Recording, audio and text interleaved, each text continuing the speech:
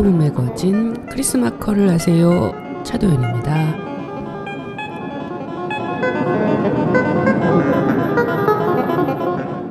안녕하세요. 둥그런 보름달만큼 꽉 찬 그런 시간들을 보내셨는지요? 노동과 휴식을 모두 만끽한 시간들이었다면 더할 나위가 없겠습니다. 이렇게 눈부시게 좋은 날을 손에 꼽아야 할 텐데요. 지금 여러분은 어디를 바라보며 무슨 생각을 하고 계신지요? 우리 24번째 만남 시작합니다.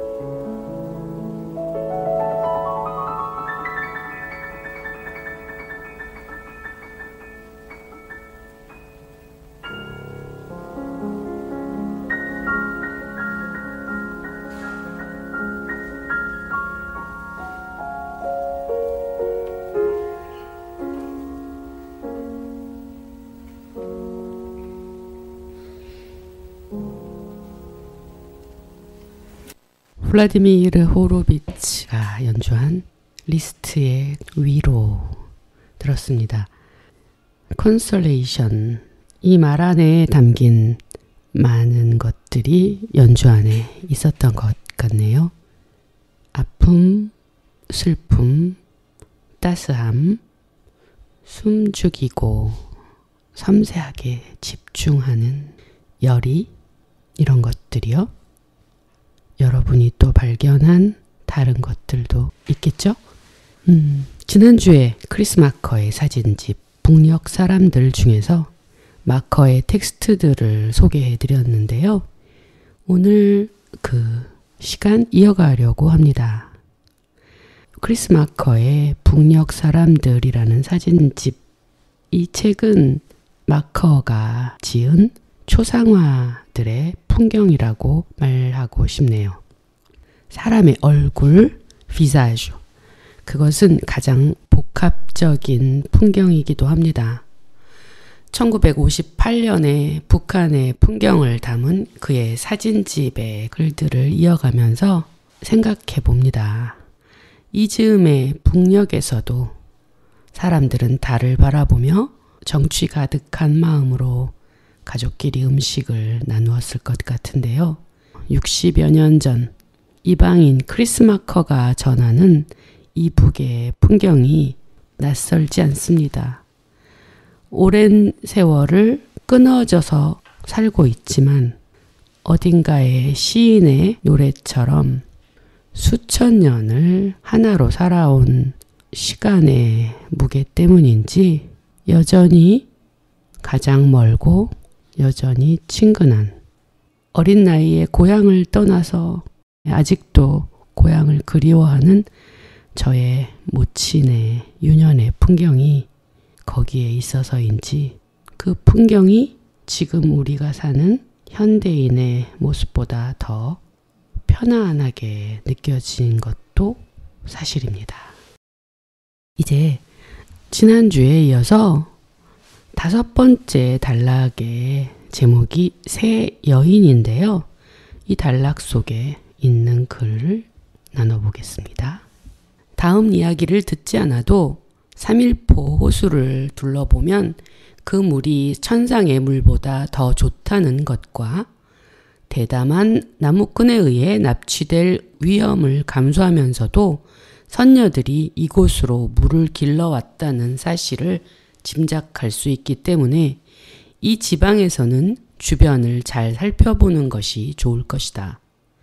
어느 나무꾼이 사냥꾼에게 쫓기던 사슴 한 마리를 구해주었다. 사슴은 담례로 새 선녀들이 매일 3일포에 내려와 물을 길어간다는 사실을 나무꾼에게 알려주었다. 선녀를 차지하기 위한 나무꾼의 첫 번째 시도는 실패로 돌아갔다. 신중한 선녀들은 하늘에서 두레박을 내려뜨려 호수에 물을 깃는 것으로 만족했기 때문이다. 그러나 나무꾼은 대담한 사람이라는 것을 이야기한 바 있다. 이 나무꾼은 두레박 속에 몸을 숨기고 에스컬레이터를 탄 듯 하늘나라로 올라가 선녀를 데려온다. 그리고 그녀를 아내로 맞이한다. 이곳 바다 근처에 찢겨지고 갈라진 땅의 잔해를 통해 미세하게 알갱이진 이 행성의 진정한 얼굴을 볼 수 있다.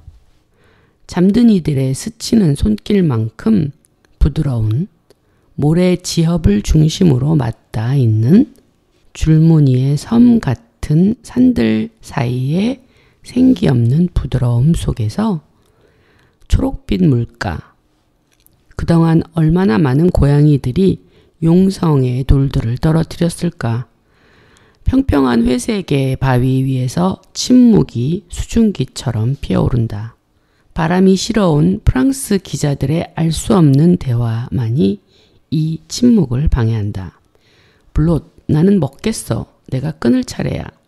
제대로 된 마법의 주문을 외우는 건 아닐 터인데 그래도 효력은 있어 보인다. 내 기도에도 불구하고 그들은 하늘로 데려갈 어떤 두레박도 내려오지 않았기 때문이다.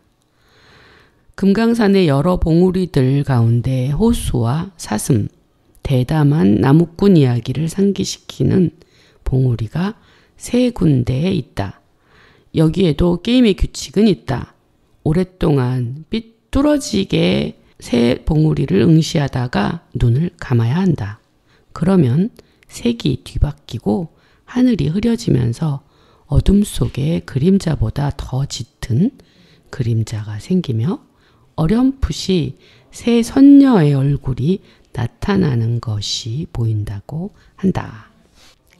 여기서도 보면은 주로 그 크리스마커가 참 많이 사용하는, 그래서 많이 발견할 수 있는 것들인데요.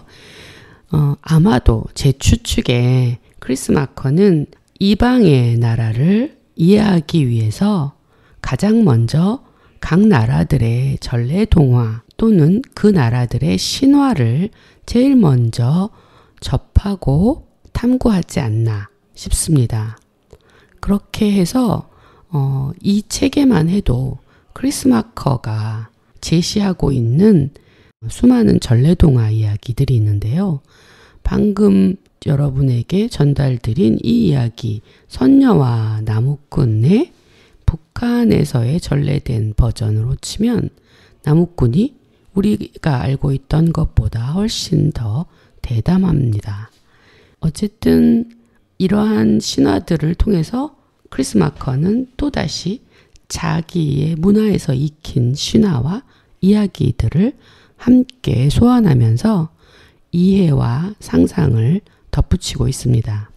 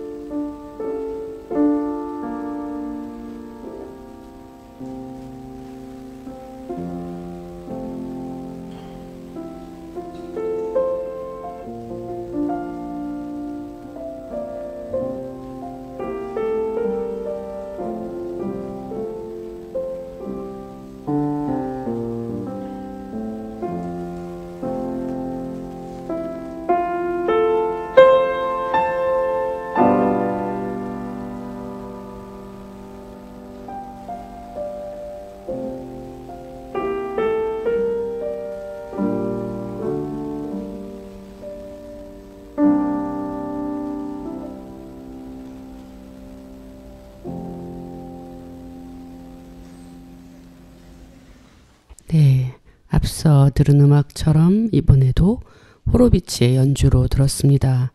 1986년 모스크바에서 연주한 슈만의 트로이메라이였어요.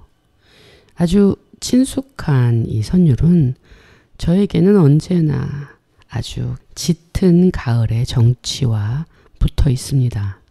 독일어로 트라움, 꿈, 환상이라는 뜻을 가진 이 제목, 슈만이 13개의 피아노 소품으로 만든 어린이 정경의 7번째 곡으로 되어 있죠.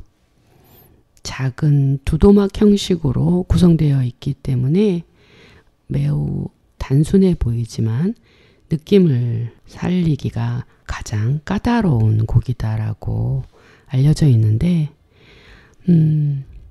노익장인 호로비츠가 이 짧은 소품을 연주하는 그 간결함 안에 들어간 깊이, 단순함 속에서 느껴지는 그 깊이감이 전달되어서 청중들이 눈물을 흘리는 모습이 인상적입니다.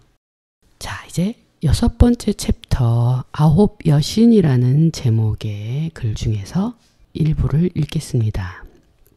안성이가 칼춤, 부채춤, 나비춤, 우리에게는 가장 이국적인 집시춤, 망자와의 중개역을 하는 무녀의 춤을 춘다. 방울, 자루가 널따란 칼, 부채, 그리고 깃털 장식의 모자를 처음에는 천천히 흔들다가 하나씩 던져버리고 눈을 내리감는다.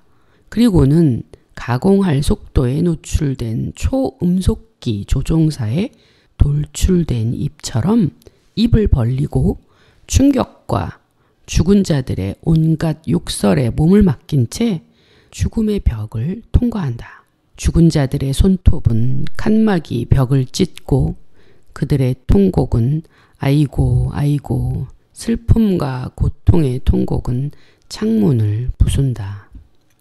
망자들의 비난과 생자들의 회환, 아이고 아이고, 그 회환이 그녀를 후려친다. 지옥의 공기로 목은 타버리고 탈진에 쓰러진 그녀는 사람들이 던진 돈으로 황천강을 건너는 뱃삭을 낸다. 아이고 아이고, 그녀들 중에는 외모가 뛰어난 이들도 있다. 그러나 죽은 영혼들이 그런 매력에 끌리는 것만은 아니다 라고 샤를르 아그노에르는 적고 있다. 또 다른 풍경 하나를 이어갑니다. 개성에서 몇 킬로미터 떨어진 해산리 근처에는 고려의 31대 왕이 그가 사랑한 노국공주를 위해 만든 정릉이 있으며 주변에는 이를 지키는 8개의 무인석이 있다. 그리고 그는 미칠 듯이 이소타 데글리아티를 사랑했다. 석판, 동물 모양의 별자리, 이끼로 덮인 달이 그려진 천장, 왕릉의 모든 것은 전혀 낯설지 않다. 사실 테오타루아칸이나 로마의 생피에르 바실리카 성당 회랑에서는 무지막지한 이성이 아니라 사랑에 대한 모욕이라는 의미에서 무지막지한 모습들을 볼 수 있었다. 그러나 여기서는 심판의 날 묘비를 밀치고 일어서 처음 바라보는 상대가 서로일 수 있도록 서로 발을 맞댄 채 알코바사에 누워있는 피에르와 이네스의 정열을 재발견한 것이다. 또한 리미니의 사원을 세운 시기스문도의 열정, 음령의 책과 불타는 화관, 그리고 그로 인한 사랑과 영광의 소멸, 이 모든 것이 교만을 이기는 부드러움이다 라는 부분을 발견할 수 있다. 북녘에서 춤을 추는 그녀의 춤사위를 상상해 보았습니다. 여기서 보면 어떻게 보면 크리스 마커는 안성이가 추는 춤에 대해서 다른 글과는 차별되게 보이는 것들에 대한 묘사, 충실한 증언을 하고 있습니다. 그래서 만일 방금 전에 여러분이 제가 읽어드린 글을 읽으면서 안성이가 춤을 추고 어떤 동작을 하고 어떤 리듬으로 움직임을 하는지를 눈을 감고 여러분이 상상할 수 있을 만큼 크리스 마커는 그녀의 춤을 증언하고 있어요. 그러면서도 거기에 또 하나의 자신의 코노테이션을 덧붙입니다. 무녀, 그러니까 영과의 매개를 이끌어가는, 서양에도 있는 무녀에 해당하는 중간자라고 불리는 사람들이 있는데, 거기에 대해서도 죽은 영혼들이 현생의 중간자 역할을 하는, 우리가 무녀라고 부를 수 있는 자들의 외모에 끌리는 것은 아니다라고 언급한 샤를르 아그노에르라는 작가의 글을 인용합니다. 그러니까 한 문장의 언급을 통해서 마커가 얘기하는 것은 가장 토속적이고 가장 이질적일 수 있는 타국의 무녀의 춤도 자신의 문화 안에서도 찾아볼 수 있는 같은 원류의 것들이 있다라는 것을 이런 식으로 드러내는 거죠. 놀라운 간결함이 보입니다. 군더더기가 없다라고 얘기할 수 있는 이유는 여기서도 보면 그녀의 춤을 묘사하고 그러한 무녀들 중에 외모가 뛰어난 이들도 있지만 죽은 영혼들이 그러한 매개자의 외모에 끌리는 건 아니다라고 우리나라에서도 그 매개자인 무녀들에 대해서 언급한 이런 문장이 있지라는 이 언급을 통해서 타지의 나라인 이방의 나라에도 적용되지 않을까라는 추측과 더불어서 그것이 아주 낯설기만 한 것은 아니다라는 전제가 함축되어 있는 문장입니다. 그리고 다음에 이어지는 고려의 어느 왕의 무덤, 그리고 그는 미칠 듯이 이소타 데글리아티를 사랑했다라는 에즈라 파운즈의 시를 인용합니다. 그러니까 무덤 안에서 발견한 왕과 노국공주의 사랑 이야기가 그에게는 죽음을 넘어서서 이어가려고 하는 열렬한 두 연인의 사랑의 원형을 자기가 알고 있는 서양의 것들 중에서 가장 정화된 형태의 에즈라 파운즈의 시 중에서 사랑에 빠진 주인공이 아내인 소타에 대한 사랑으로 사원을 건설한 공민왕의 이야기와 비교를 하고 있어요.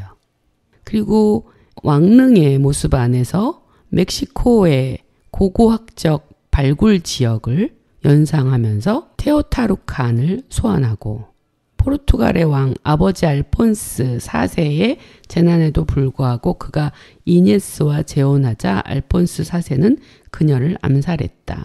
왕위에 오르자 그는 이네스를 추모하여 포르투갈 중세 예술의 걸작품의 하나인 분묘를 알코바사에게 전립했다. 이런 이야기가 있는 포르투갈의 왕과 왕비의 사랑과 애증의 이야기로 전해지는 중세 포르투갈의 분묘, 묘 이야기를 함께 데리고 옵니다. 우리는 이 글들을 읽으면서 북녘에서 춤을 추는 그녀의 춤사위를 상상해 볼 수 있죠. 분명히 크리스 마커가 그것을 지켜볼 때의 정서와 아주 다르게 우리에게는 어떻게 보면 가장 깊이 정서를 공유할 수 있는 가장 적대적인 관계에서 가장 깊은 정서를 공유하고 있는 무척 모순된 우리의 현실을 새삼 생각해 봅니다. 정서적으로 가장 깊이 매여 있으면서 이념으로 치열하게 적대성으로 갈라선 두 형제. 이 책의 앞선 챕터에서 크리스 마커는 두 고아라고 분단된 우리의 현실을 비유했었죠. 이 몸으로 전하는 무용이라는 춤선을 상상하면서 우리 안에는 적대감으로 무장하는 두려움이 가득한 아주 얇은 판마기 같은 경계선을 사이에 둔 그러나 무엇보다 손에만이 가득한 어리석어 슬픈 지금의 우리의 현실이 지금의 마음에 찬바람을 만들어버리고 말죠.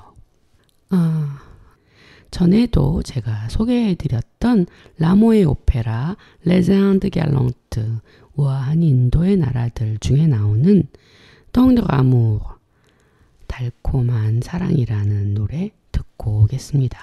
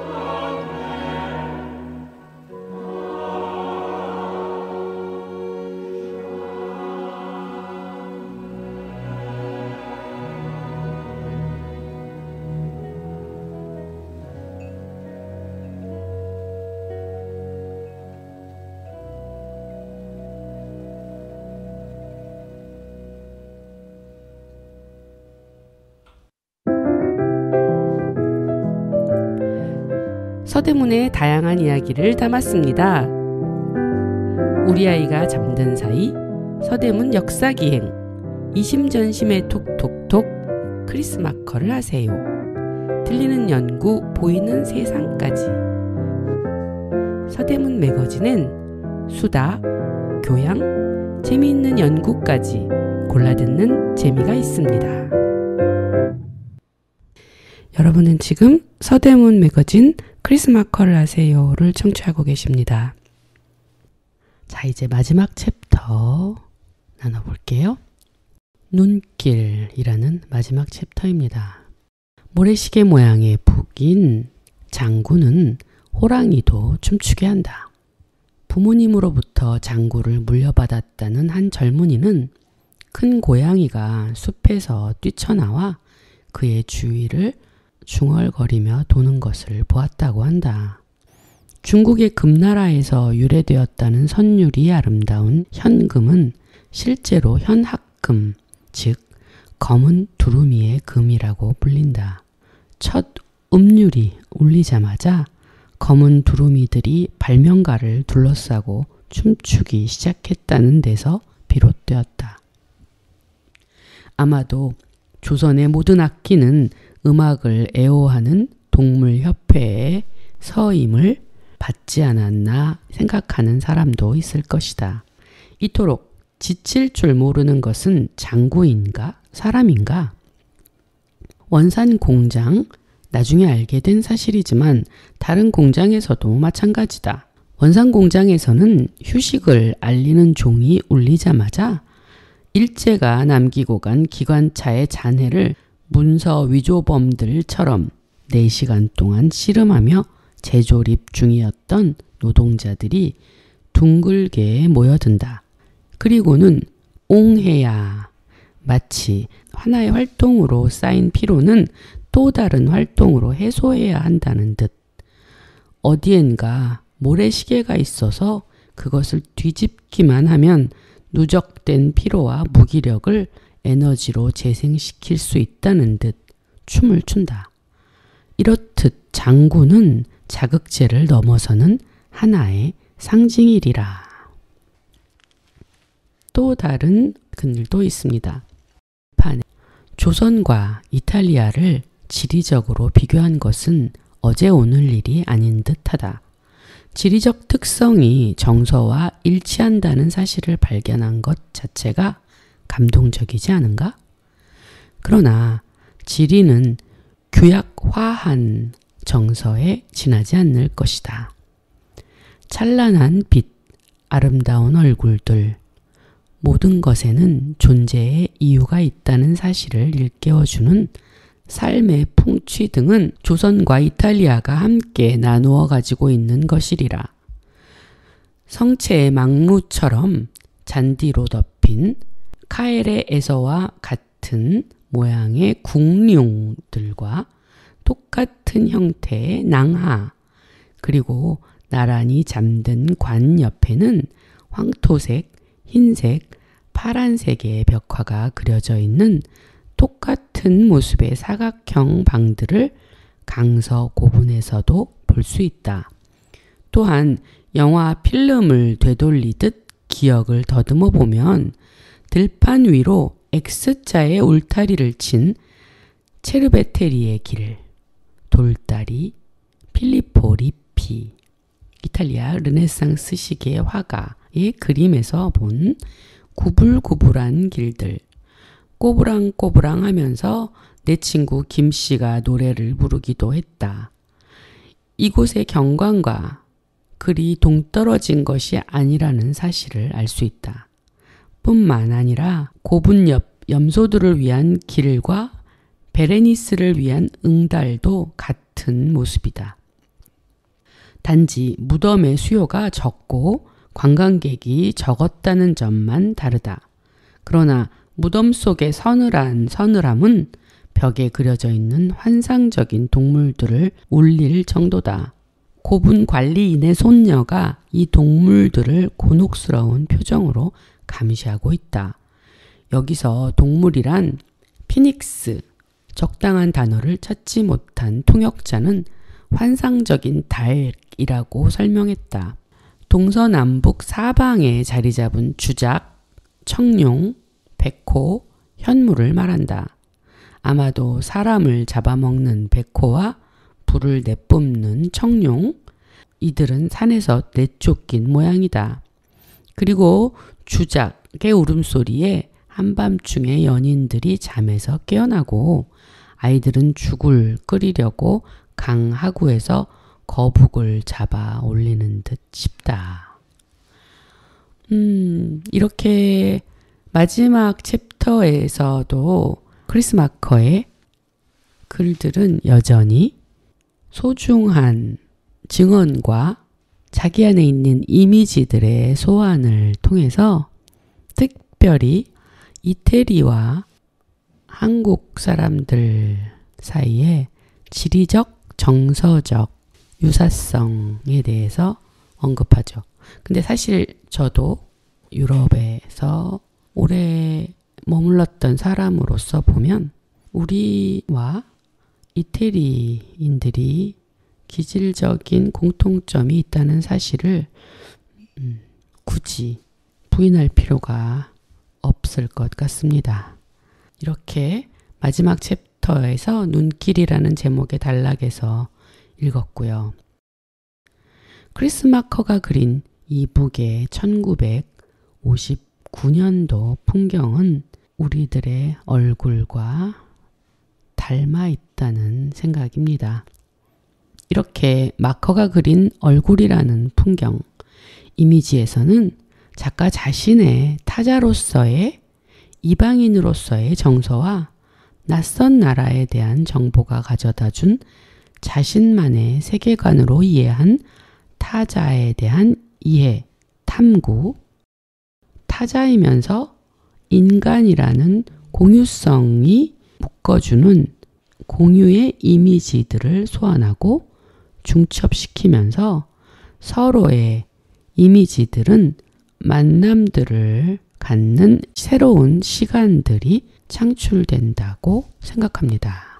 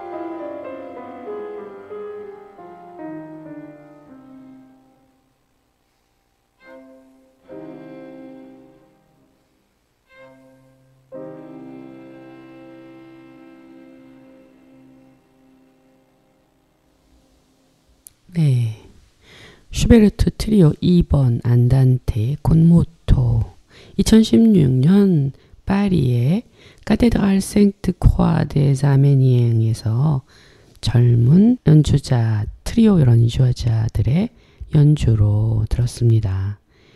피아노, 바이올린, 첼로를 위한 E플랫 장조의 피아노 트리오 2번 1827년 11월에 프란츠 슈베르트가 완성한 마지막 작곡 중의 하나입니다.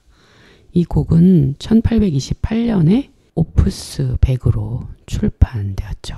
조금 긴 곡이었지만 충분히 만끽할 만하다고 생각했습니다.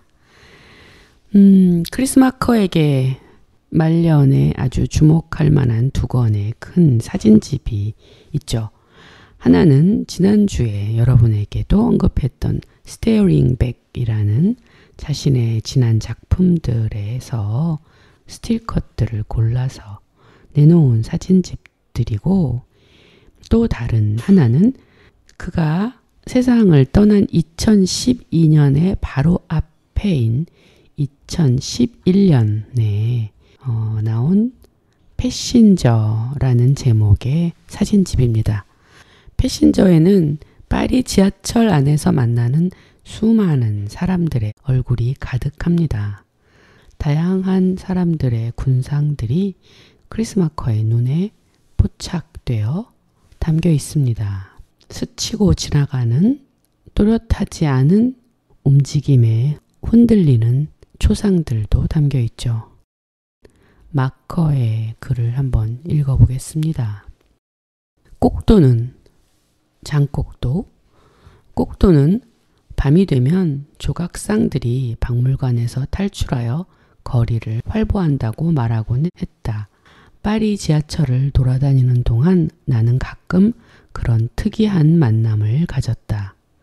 아직도 유명한 화가들의 모델이 우리 삶에 속해 있었고, 그들이 내 앞에 앉아 있다는 충분한 행운들을 만날 만큼 나는 운 좋은 사람이었다. 크리스 마커가 이 사진집을 내놓는 서두에 쓴 글입니다. 박물관이 살아있다는 헐리우드 영화 시리즈는 그러니까 장곡도의 그림에 먼저 심어져 있었다는 생각이 드네요. 마커는 꼭도를 떠올리면서 박물관에 진열된 사물들이 아니라 자신의 삶 속에 이웃하여 함께 살아가는 낯선 이들을 그렇게 예술 작품들에 남는 이미지들의 모델로 대했던 것 같습니다. 이 패신저라는 파리 지하철역에서 크리스 마커가 담은 사람들의 초상은 찰나의 순간들에 만났던 자신의 모델들에 대한 증언집 같은 거라고 말할 수 있겠습니다. 이야기를 한다는 건 각자가 경험한 것들에 대한 증언입니다. 그러니 증언의 이유에는 무엇보다 나누어 공감받고자 하는 열망이 있습니다.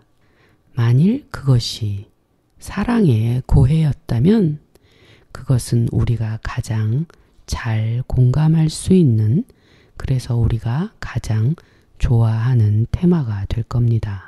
크리스 마커의 마지막 사진집 패신저는 뉴욕 피터 블룸 에디션에서 출간되었는데요. 240페이지에 달하는 하드바운드로 엮인 2011년 최초 발행된 책입니다. 영어로 발간되었고요. 자신이 스스로 이름 지은 크리스 마커라는 영어식 이름의 대미를 장식하는 것 같은 느낌이 듭니다. 이 책을 출간한 발행인의 글에는 이런 말들이 써 있습니다. 크리스 마커는 메신저이고 우리는 그의 눈에 담기는 그릇입니다. 도시 아래서 우리는 예술가에 의해서 강화되고 변형된 빛의 도시 내부를 여행하는 그와 더불어 함께 가는 승객이 됩니다. 우리 대부분은 목적지가 있지만 어디로 가는지 알 수 없습니다. 우리는 지하세계 혈관 속에서 수영하는 선수들과 같습니다. 경계심이 깊은 고양이처럼 집중하는 크리스 마커는 자신이 무엇에 매력을 느끼는지 포착합니다. 피터 블룸 발행사에서 적은 몇 가지 말들을 나누어 봤습니다. 경계심 깊은 고양이처럼 이라는 이미지가 크리스 마커와 함께 붙어 있군요. 베토벤의 월광을 오늘 빼놓을 수 없을 것 같습니다.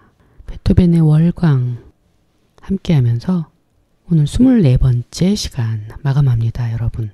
한 주 평안한 시간 되시고 다음 주에 만나겠습니다. 감사합니다.